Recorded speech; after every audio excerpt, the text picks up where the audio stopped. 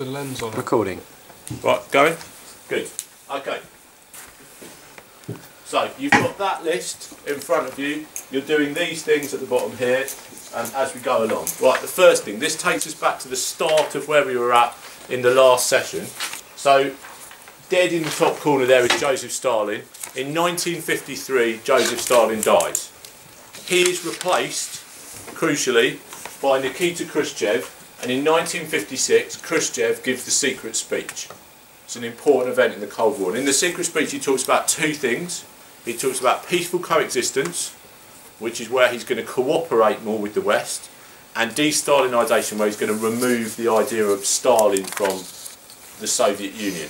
Both of those things for America, they think that means it's going to be easier to do deals with the USSR. They think the Cold War is going to be a bit less of a scary place, a bit less worrying. What we're interested in, I suppose, is whether Khrushchev is really being genuine when he talks about peaceful coexistence.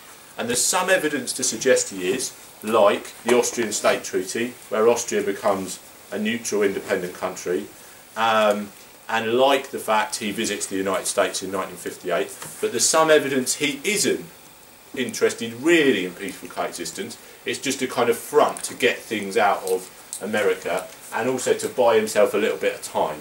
So what we're mostly interested in this unit to start with is peaceful coexistence like a real thing? Does he really mean it? Does Khrushchev really mean it at all?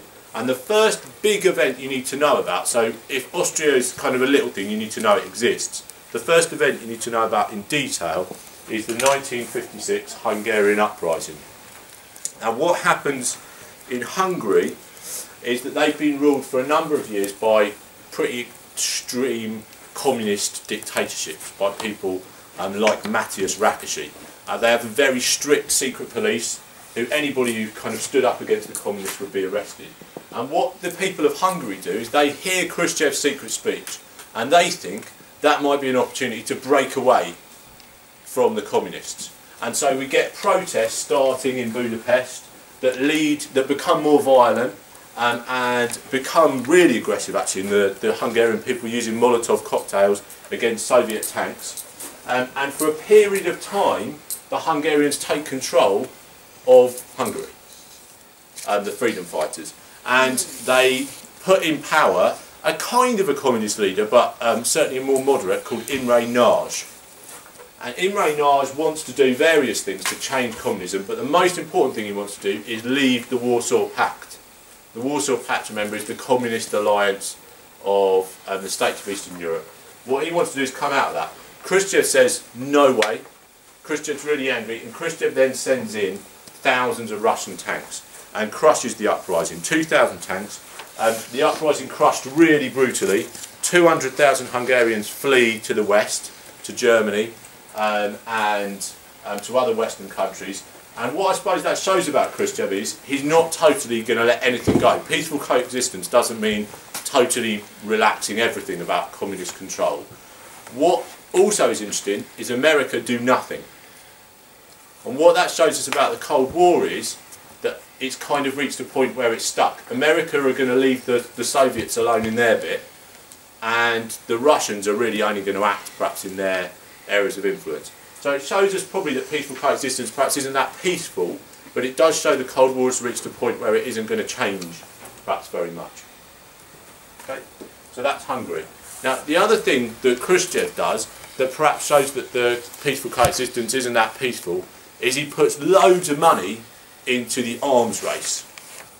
And the most famous part of that escalation in the arms race is in 1957 when Khrushchev launches the first ever satellite into space. So this is Sputnik, the first ever satellite, and it's launched most importantly by a missile, which is the first intercontinental ballistic missile that works well. And that starts a kind of second arms race in the Cold War. So last time we talked about how the arms race escalated from the Americans had an atom bomb, then the Russians had an atom bomb, then they developed hydrogen bombs. This time I suppose we're interested in missiles. The Russians build the first one, the Americans have a series of failures which are called Kaputnik by the Russians as a kind of a joke about Sputnik. But then the Americans very quickly catch up and overtake the Russians certainly by the 60s in the space race they've overtaken. And for your exam it's worth knowing a few numbers of missiles, numbers of planes, and perhaps some of the events of the space race as you go along. Knowing about people like Yuri Gagarin as we go. And then I suppose the most famous example of peaceful coexistence failing is this. So this is a U-2 spy plane. The Americans had developed U-2 spy planes to try and spy on the Russians to see how many missiles they had, to try and check that the Americans always had more missiles. And they were carrying out that spying mostly with these planes, which could fly at very high altitude. And the most famous event involving one of these planes is when one is shot down in May 1960. The pilot was a guy called Gary Powers, shot down from about 70,000 feet, just over okay, let's not go for Russian live on film. So it's shot down, and the Americans then tell a very famous series of lies. So Eisenhower, when he's put under pressure about the plane being lost, just says it was a weather plane. And Khrushchev's been quite clever. He hasn't said that it's the plane exactly what it is. He just says we've got a plane. Eisenhower says it's a weather plane. Khrushchev then says we have all the apparatus and all the pilot and the photography and so forth, which shows that America had lied and they'd been spying. And what all that does is it shows that peaceful coexistence perhaps isn't so peaceful after all, and also it destroys a peace conference that they were about to have at Paris, which had followed that whole series of conferences in Geneva. They're about to meet in Paris. The U-2 crisis totally destroys that summit meeting. So it shows that perhaps there wasn't that much trust, any more trust in the 60s than there was anyone else. And that event is followed by, well, kind of going on at the same time, but followed chronologically by the building of the Berlin Wall, which also shows the nature of the Cold War, that it's kind of stuck in place, but that it probably isn't very peaceful in some respects. So what Khrushchev demanded, actually, as soon as Eisenhower leaves office and Kennedy takes over, he demands that the Americans give Berlin to Germany and that Germany becomes a united neutral state. Kennedy won't have that. He won't have a united Germany that isn't capitalist. And so Khrushchev is angry, allows the East Germans to build this wall. And it shows the division of the Cold War, I suppose, particularly in Berlin. It in some ways makes the war safer because it means that they can't fight each other, but it acts as a thing that both sides argue about. So Kennedy gives a very famous speech about how bad the wall is, where he says the very famous phrase, "Ich bin ein Berliner," which is used to kind of make the communists more angry. And the communists, in turn, introduce a whole load of really strict rules to stop people being able to cross through Berlin. There's lots of important statistics here, like the numbers of people crossing the wall massively reduces. So in a way, the wall is successful, but it also makes the Cold War perhaps a little bit worse in some regards. Then also 1960s, we're kind of building up to the Cuban Missile Crisis, and the most dangerous event in the list you have in front of you. These three men are important in that. So what happens in Cuba, so we've gone the other side of the world here. Fidel Castro has become the communist leader of Cuba in 1959.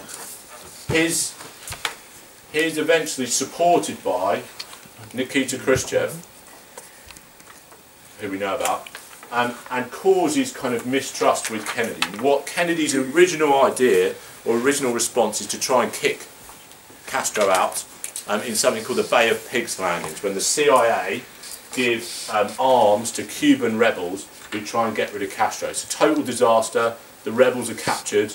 Kennedy looks weak and foolish, and it also provides the excuse for Khrushchev to put missiles into Cuba.